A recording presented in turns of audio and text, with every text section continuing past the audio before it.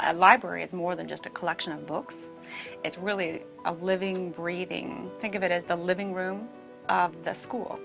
The way that people come in and out to do research, to work on the computers in the media center, to get materials for their classes, or fun. Reading now encompasses so many different materials. Because we're Montessori, the children learn by doing, so it's hands-on learning. And when they're pre-primary and preschool, I do preschool story times. And so it's dancing and singing, and I work on phonemic awareness and pre-reading skills. So we have a library story time, and then they check out books, and they can keep their books for a week and bring them back. So it's learning how to respect the materials and how to be responsible and bring them back. For the lower elementary schools, I start incorporating research skills. So looking for the information that you need, having a plan together, putting your plan in your mind of what you're going to look for, then evaluating the information you find to see does it answer your question, and then using it, whether it's in a poster or a 3-part card, or in the upper grades, in 4th and 5th grade, they write reports, but they also make PowerPoint presentations, posters, and display what they've learned in a lot of different ways. So the older students get, the more that their hands-on learning actually becomes research, because it's not enough to just gather a bunch of information. They have to really evaluate it and be critical thinkers and see, does that information answer their question? Actually, I think that it's kind of survival skills, because the kids are used to thinking that they can just jump on Google to find the information that they're looking for. Google is not a verb. It's not synonymous with research, because you can find 300,000 hits, and that won't answer your question. And then I teach them about checking to see, is that information accurate? Is it relevant? Who was the author? Is it up to date? When was it written? And it all goes into media literacy.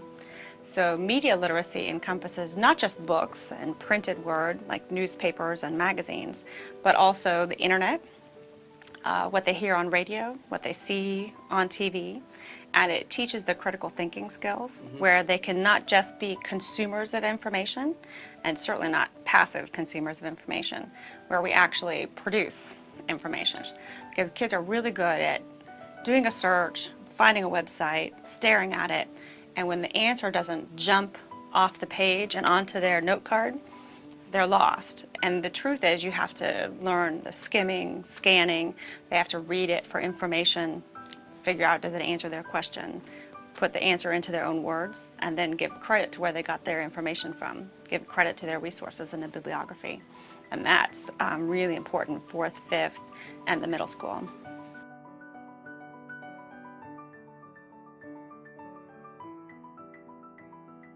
Digital citizenship encompasses internet safety and privacy, and it encompasses giving credit to intellectual property. The idea that someone that draws a picture, makes a song, does a research project, that they own it, and that we have to either have their permission to use it, or if it's under school permission, we have to give credit to where we got the information from.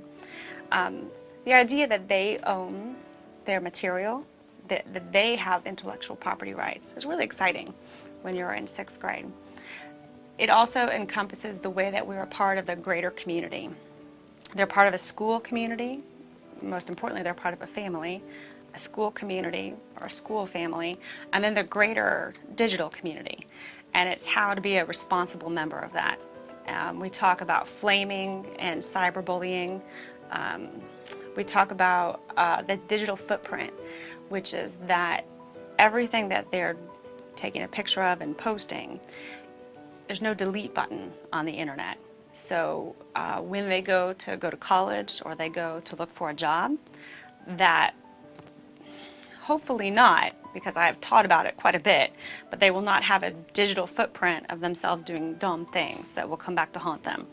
The idea that once someone takes a picture of it and posts it, that you cannot get rid of it, and that you should not say anything to someone via email or text that you would not say to their face. I always ask them, would they say it in front of their grandma?